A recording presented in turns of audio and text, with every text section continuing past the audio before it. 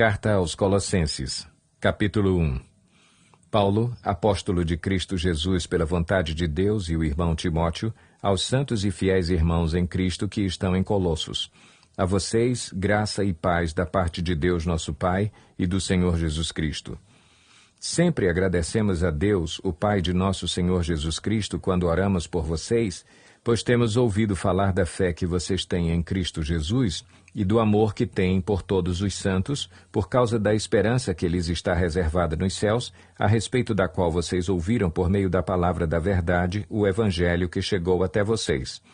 Por todo o mundo este Evangelho vai frutificando e crescendo, como também ocorre entre vocês, desde o dia em que o ouviram e entenderam a graça de Deus em toda a sua verdade. Vocês o aprenderam de Epáfras, nosso amado cooperador, fiel ministro de Cristo para conosco, que também nos falou do amor que vocês têm no Espírito. Por essa razão, desde o dia em que o ouvimos, não deixamos de orar por vocês e de pedir que sejam cheios do pleno conhecimento da vontade de Deus, com toda a sabedoria e entendimento espiritual. E isso para que vocês vivam de maneira digna do Senhor e em tudo possam agradá-lo, frutificando em toda boa obra, crescendo no conhecimento de Deus e sendo fortalecidos com todo o poder, de acordo com a força da sua glória, para que tenham toda a perseverança e paciência com alegria, dando graças ao Pai, que nos tornou dignos de participar da herança dos santos no reino da luz. Pois ele nos resgatou do domínio das trevas e nos transportou para o reino do seu Filho amado, em quem temos a redenção, a saber, o perdão dos pecados. Ele é a imagem do Deus invisível, o primogênito de toda a criação, pois nele foram criadas todas as coisas, nos céus e na terra, as visíveis e as invisíveis, sejam tronos ou soberanias, poderes ou autoridades, todas as coisas foram criadas por ele e para ele. Ele é antes de todas as coisas e nele tudo subsiste. Ele é a cabeça do corpo, que é a Igreja. É o princípio e o primogênito dentre os mortos, para que em tudo tenha a supremacia. Pois foi do agrado de Deus que nele habitasse toda a plenitude e por meio dele reconciliasse consigo todas as coisas, tanto as que estão na terra quanto as que estão nos céus, estabelecendo a paz pelo seu sangue derramado na cruz. Antes vocês estavam separados de Deus e, na mente de vocês, eram inimigos por causa do mau procedimento de vocês. Mas agora ele os reconciliou pelo corpo físico de Cristo, mediante a morte, para apresentá-los diante dele santos, inculpáveis e livres de qualquer acusação, desde que continuem alicerçados e firmes na fé, sem se afastarem da esperança do Evangelho, que vocês ouviram e que tem sido proclamado a todos os que estão debaixo do céu. Esse é o Evangelho do qual eu, Paulo, me tornei ministro. Agora me alegro em meus sofrimentos por vocês e completo no meu corpo o que resta das aflições de Cristo em favor do seu corpo, que é a Igreja. Dela me tornei ministro de acordo com a responsabilidade, por Deus a mim atribuída, de apresentar-lhes plenamente a palavra de Deus, o mistério que esteve oculto durante épocas e gerações, mas que agora foi manifestado a seus santos.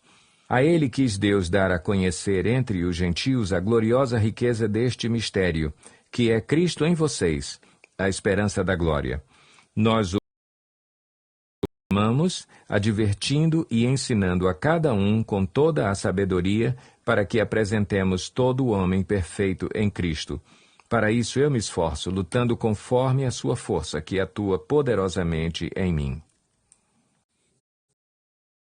Capítulo 2. Quero que vocês saibam quanto estou lutando por vocês, pelos que estão em Laodiceia e por todos os que ainda não me conhecem pessoalmente. Esforço-me para que eles sejam fortalecidos em seu coração, estejam unidos em amor e alcancem toda a riqueza do pleno entendimento, a fim de conhecerem plenamente o mistério de Deus, a saber, Cristo. Nele estão escondidos todos os tesouros da sabedoria e do conhecimento. Eu lhes digo isso para que ninguém os engane com argumentos que só parecem convincentes. Porque, embora esteja fisicamente longe de vocês, em espírito estou presente e me alegro em ver como estão vivendo em ordem e como está firme a fé que vocês têm em Cristo. Portanto, assim como vocês receberam Cristo Jesus, o Senhor, continuem a viver nele, enraizados e edificados nele, firmados na fé como foram ensinados, transbordando de gratidão. Tenham cuidado para que ninguém os escravize a filosofias vãs e enganosas que se fundamentam nas tradições humanas e nos princípios elementares deste mundo e não em Cristo. Pois em Cristo habita corporalmente toda a plenitude da divindade e, por estarem nele, que é o cabeça de todo o poder e autoridade, vocês receberam a plenitude. Nele também vocês foram circuncidados, não com uma circuncisão feita por mãos humanas, mas com a circuncisão feita por Cristo, que é o despojar do corpo da carne. Isso aconteceu quando vocês foram sepultados com ele no batismo, e com ele foram ressuscitados mediante a fé no poder de Deus que o ressuscitou dentre os mortos. Quando vocês estavam mortos em pecados e na incircuncisão da sua carne, Deus os vivificou com Cristo. Ele nos perdoou todas as transgressões e cancelou a escrita de dívida que consistia em ordenanças e que nos era contrária. Ele a removeu, pregando-a na cruz e, tendo despojado os poderes e as autoridades, fez deles um espetáculo público, triunfando sobre eles na cruz. Portanto, não permitam que ninguém os julgue pelo que vocês comem ou bebem, ou com relação a alguma festividade religiosa, ou à celebração das luas novas e dos dias de sábado. Estas coisas são sombras do que haveria de vir. A realidade, porém, encontra-se em Cristo. Não permitam que ninguém que tenha prazer numa falsa humildade e na adoração de anjos os impeça de alcançar o prêmio. Tal pessoa conta detalhadamente suas visões e sua mente carnal a torna orgulhosa. Trata-se de alguém que não está unido à cabeça, a partir da qual todo o corpo, sustentado e unido por seus ligamentos e juntas, efetua o crescimento dado por Deus. Já que vocês morreram com Cristo para os princípios elementares deste mundo, porque, como se ainda pertencessem a ele, vocês se submetem a regras. Não manuseis, não prove, não toque. Todas essas coisas estão destinadas a perecer pelo uso, pois se baseiam em mandamentos e ensinos humanos.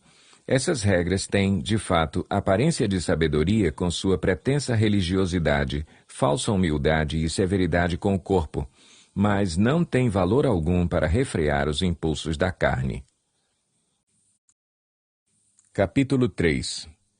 Portanto, já que vocês ressuscitaram com Cristo, procurem as coisas que são do alto, onde Cristo está assentado à direita de Deus.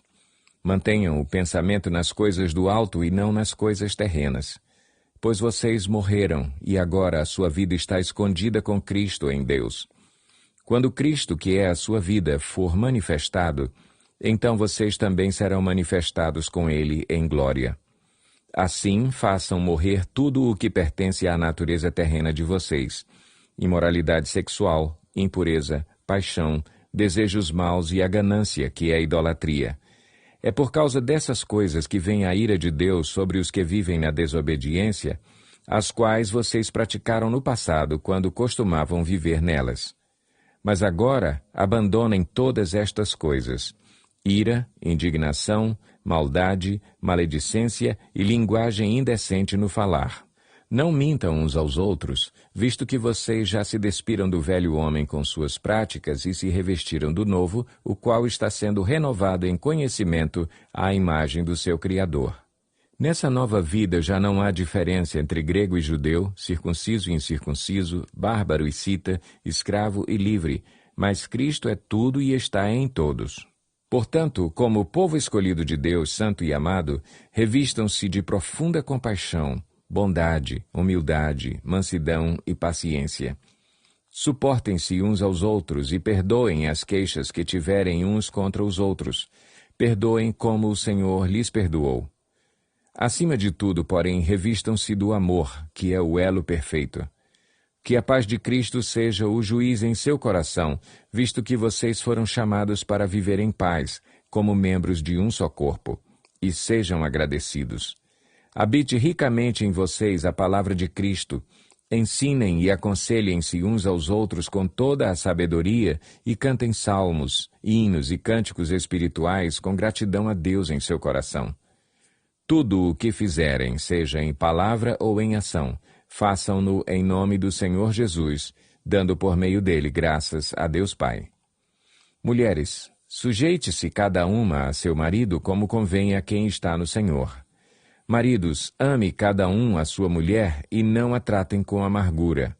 Filhos, obedeçam a seus pais em tudo, pois isso agrada ao Senhor. Pais, não irritem seus filhos para que eles não desanimem.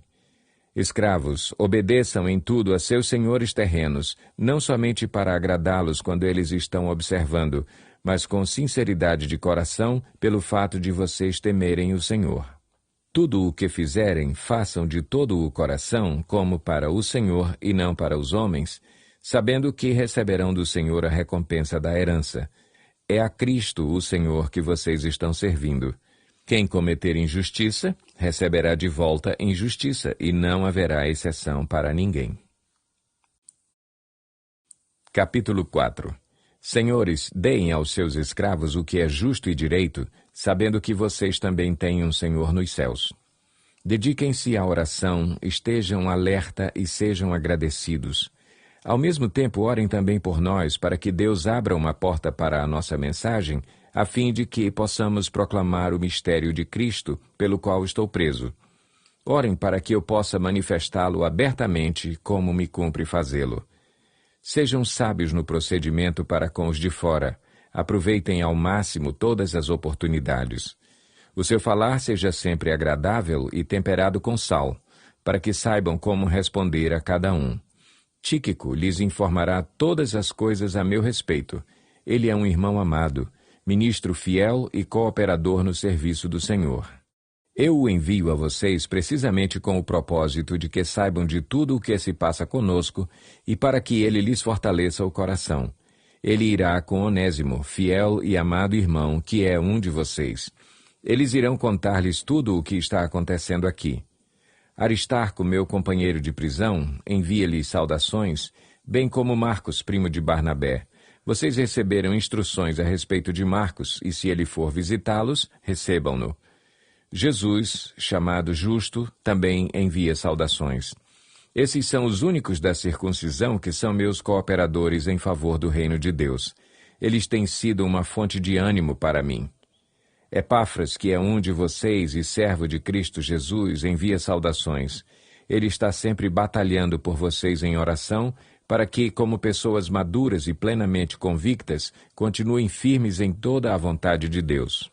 Dele dou testemunho de que se esforça muito por vocês e pelos que estão em Laodiceia e em Hierápolis. Lucas, o médico amado, e Demas enviam saudações. Saúdem os irmãos de Laodiceia, bem como Ninfa e a igreja que se reúne em sua casa. Depois que esta carta for lida entre vocês, façam que também seja lida na igreja dos Laodicenses, e que vocês igualmente leiam a carta de Laodiceia. Digam a Arquipo: cuide em cumprir o ministério que você recebeu no Senhor. Eu, Paulo, escrevo esta saudação de próprio punho. Lembrem-se das minhas algemas. A graça seja com vocês.